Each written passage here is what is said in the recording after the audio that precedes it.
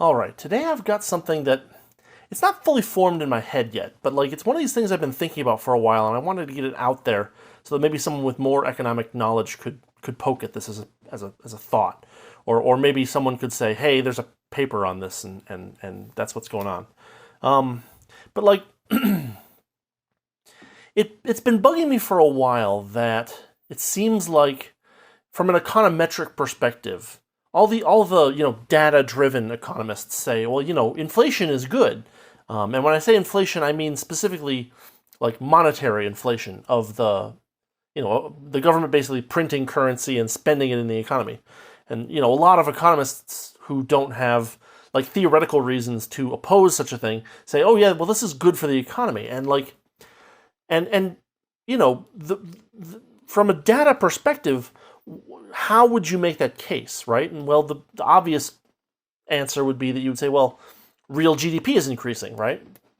That whenever we see a sudden spike of government spending, that what we observe is that we observe not just nominal, but real GDP seems to increase over a period of time after that.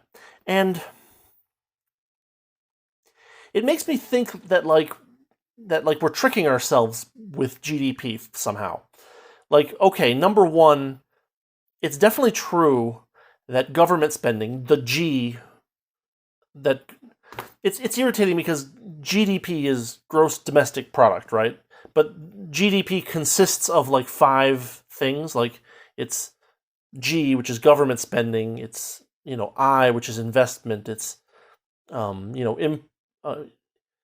exports minus imports, or maybe the other way around, and then there's consumption, which is C, right?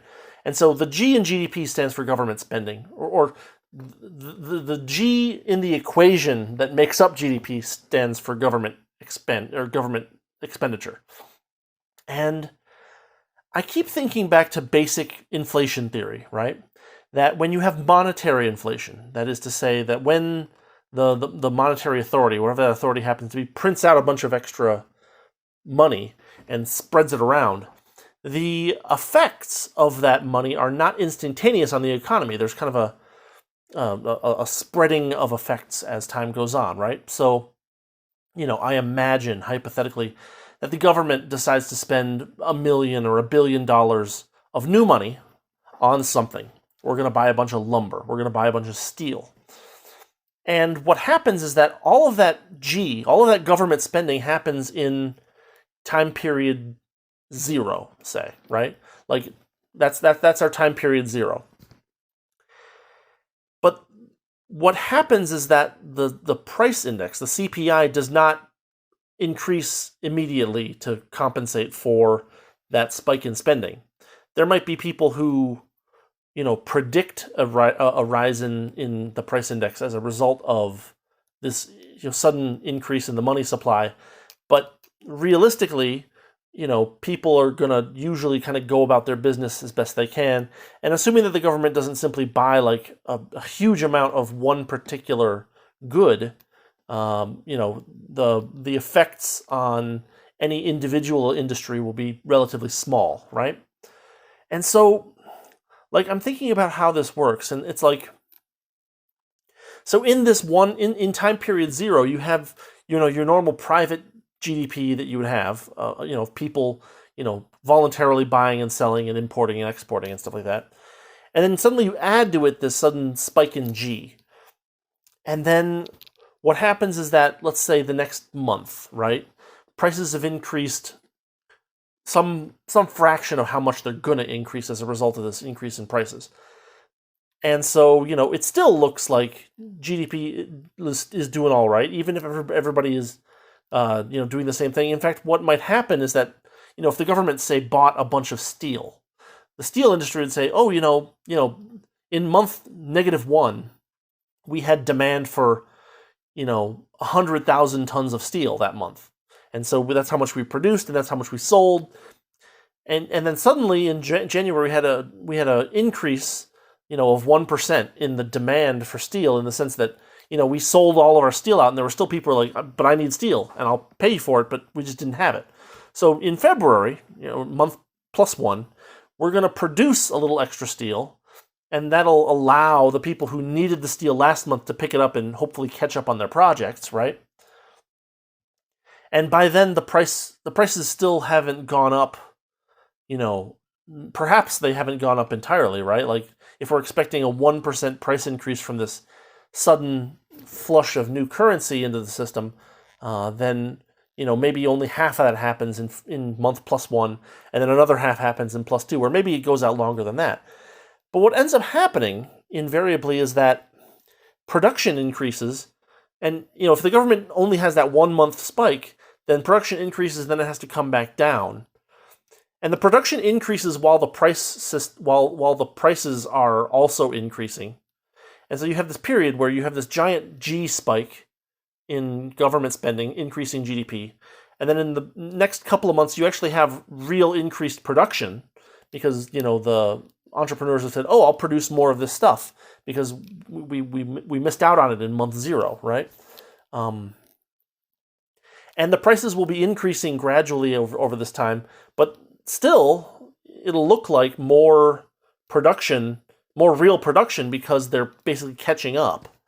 And then after that, after they're like, oh well, the demand for steel went back down to 100,000 tons a month or whatever, then production levels back off, and like I'm thinking about like a convolution kind of thing, right? Like here's G, and here's prices, and here's production, and the G and the production happen around the same time as the actual spending happens, but the price increase, which makes GDP look lower because you're looking at real GDP, not nominal GDP, right?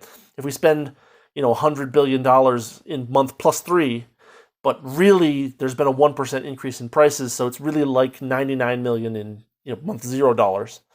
Then what happens in GDP figures when there's monetary inflation is you actually do see an increase in real GDP over the first couple of periods, perhaps. You might see that, oh hey, there's this spike in G, and then there's this spike in production. And since prices are a little higher, they're producing extra steel because there's extra demand. There's actually more private stuff going on in the next couple of months. And then after that, they see a couple of things later. Well, now the prices have risen a little bit, and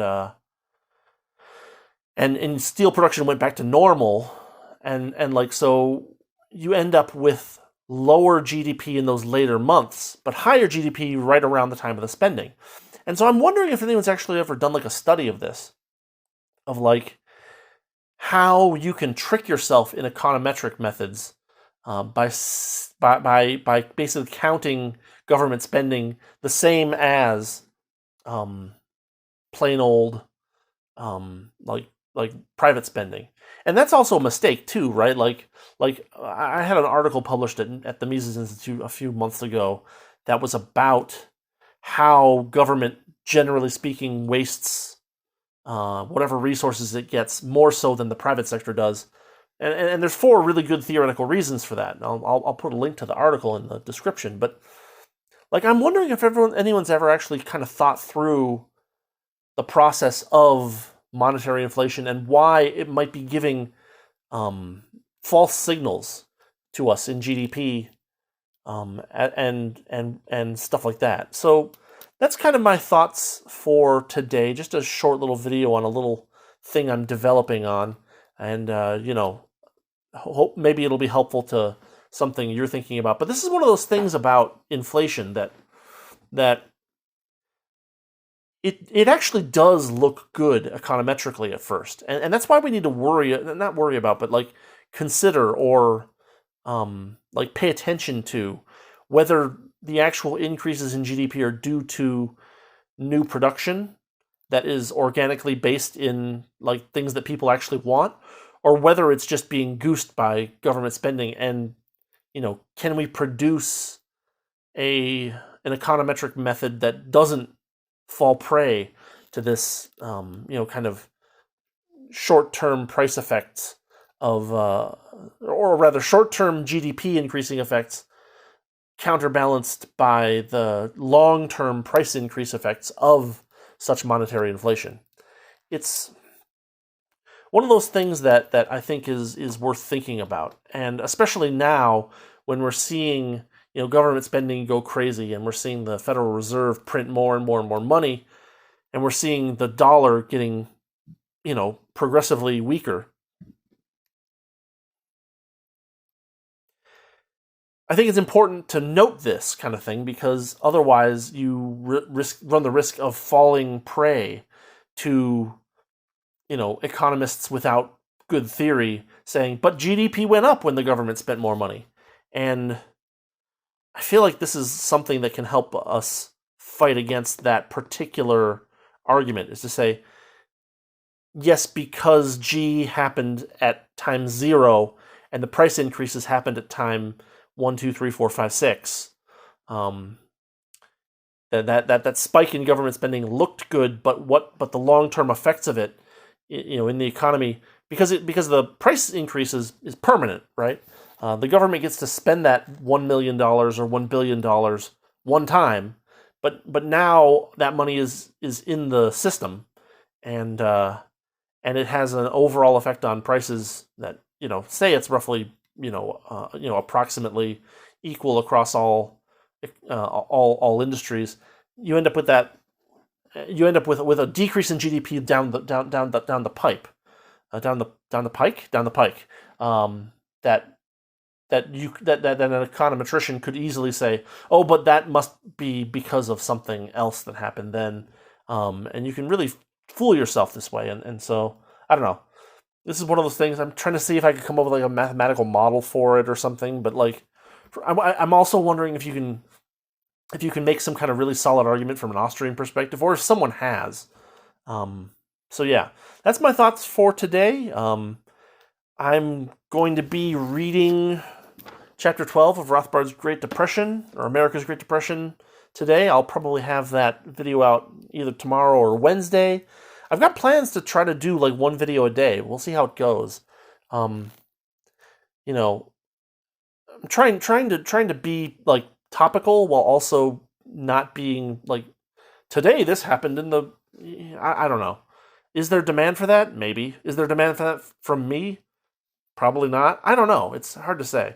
One of those things about doing like daily content is that it's necessarily going to be shorter, and it's necessarily going to be more timely, and I'm a little worried about that. I don't know.